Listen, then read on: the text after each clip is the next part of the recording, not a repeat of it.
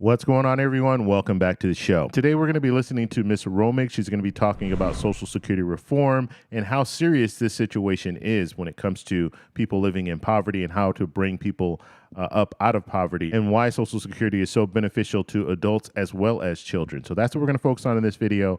But first off, if you guys can do me a favor, please like the video, subscribe to the channel, hit that little bell notification, and then click all. By clicking all, you'll get notified anytime we post a video. We do daily videos here, so by clicking the bell notification and clicking all, you should be getting updated every day. And just a reminder, thank you for your support. I really appreciate it. And if you'd like to follow me on Twitter and Threads, you can at the TEC Show Live. Okay, so let's go ahead and hear what she has to say. Here we go. Thank you very much, Director Swagel. And Ms. Romig, if you would please proceed with your statement. Thank you. Good morning, Chairman Whitehouse and Ranking Member Grassley and members of the committee. Thanks so much for having me. Social Security, the nation's most effective poverty reduction and social insurance program, faces a funding gap in about a decade, as we heard from the previous witnesses. Policymakers must fill the gap in a way that keeps the program's promises and does more to protect people with low incomes. Social Security is critical for millions of seniors and people with disabilities because it is the largest source of income for most retirees. For 4 in 10, Social Security provides at least half of income. And for 1 in 7, it provides at least 90%. Benefits are much more modest than many people realize. The average retirement benefit is about $1,800 per month, or $22,000 a year. Social Security lifts more than 22 million people out of poverty, including 1 million children. Without Social Security, 38% of older adults would be in poverty, all else equal. With Social Security, only 10% are, and we have a chart showing that, I think. Social Security also provides important life and disability insurance protection.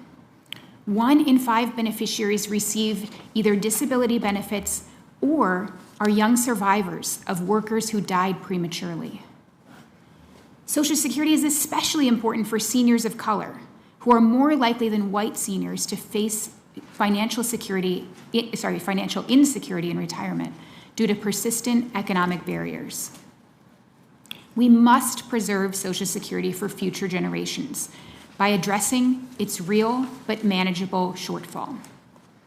As the chairman noted, there are really only 2 primary ways to close the gap: cutting Social Security benefits or increasing contributions to its trust funds. Senator Whitehouse's Medicare and Social Security Fair Share Act shows that it is possible to shore up Social Security without benefit cuts. Cutting Social Security would hurt millions, and it could even force many beneficiaries into poverty. Because most retirees have modest incomes, cuts would harm the middle class too. About 1 in 4 older households lives on less than $20,000 a year, and about half live on less than $50,000. Any proposal to raise Social Security's retirement age would mean benefit cuts for all new retirees, and they would impact lower and middle income beneficiaries most. Instead of harmful cuts, policymakers should increase Social Security's tax revenues, especially from those who can afford to contribute more. Since policymakers last addressed Social Security financing in 1983, inequality in the U.S. has skyrocketed in longevity, in earnings, and especially in wealth. Higher earners now enjoy significantly longer retirements, while longevity for the bottom half has stagnated, as shown in my second chart. Or even, in some cases, it has reversed. Longevity gains among high earners do not justify raising the retirement age and cutting benefits for all. Over the last 40 years, as Steve Goss noted, wages have grown far more rapidly among high earners than middle and lower earners. This inequality should be addressed by expanding Social Security's payroll tax base. While the vast majority of people get most of their income from their paychecks, A large and increasing share of income for the wealthiest comes from non-wage income, like investments, which enjoy many tax advantages. Policymakers should ensure that wealthy people pay a fair amount of taxes each year, and some of that revenue could be used to shore up Social Security. When policymakers update Social Security, they should also improve benefits for those who need them most. While Social Security lifts millions from poverty, significant hardship remains among the older and disabled people that Social Security is designed to help. Benefits are often too low for people who face career interruptions due to caregiving, poor health, or job loss, and policymakers should target these beneficiaries for more support. Now is the time to generate ideas to strengthen Social Security. Senator Whitehouse's new bill shows that raising revenue is key to protecting Social Security without making devastating cuts. Thank you.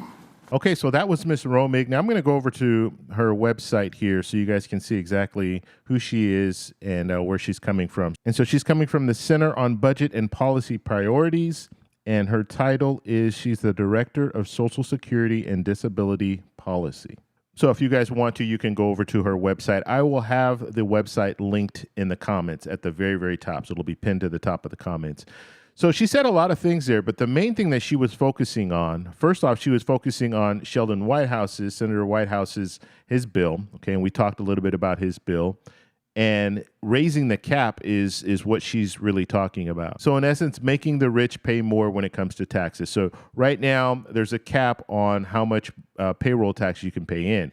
So once you reach $160,200, you no longer have to pay into the payroll tax. And so what she wants is she wants that to be lifted. And so more people who are making over that amount would be paying into the payroll tax, which would bring in more revenue for Social Security, which means that they'll have more money to protect Social Security, so we won't have to worry about in 10 years looking at this drop of about 25% in benefits. We won't have to see that because they raise the cap and they're able to provide more benefits to people currently receiving Social Security. And even going a step further, Representative Larson has a bill out there with an increase for Social Security by raising the cap. Senator Bernie Sanders has a plan out there that raises Social Security benefits by raising the cap. So this is something that you're going to hear some experts say this is the way to go, raise the cap. However, you're going to have pushback from some other politicians. And what I'll do is I will show you the rest of this hearing because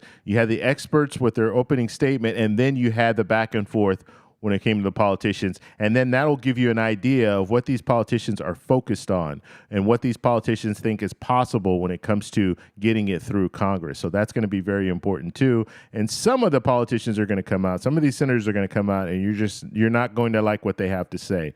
And so I think it's very important for us to listen to these politicians, even if you don't agree with them, listen to what they're saying, because this is your opportunity. Some of these senators will be running for re-election, so this is an opportunity to hold them accountable if they have ideas that don't go along with what you want when it comes to Social Security benefits. So we're going to be doing all that, so make sure you subscribe and hit that little bell notification. But I think overall she has a good message to share. I think overall she has a good plan when it comes to raising the cap. That is an option, and that option is something that you do hear politicians talk about. So we'll have to see where it goes from here. But like always, I want to know what you guys think about this whole thing, so let me know in the comments below. If you like this video, please give me a thumbs up. Please subscribe for more, and I'll talk to you in the next one. Bye.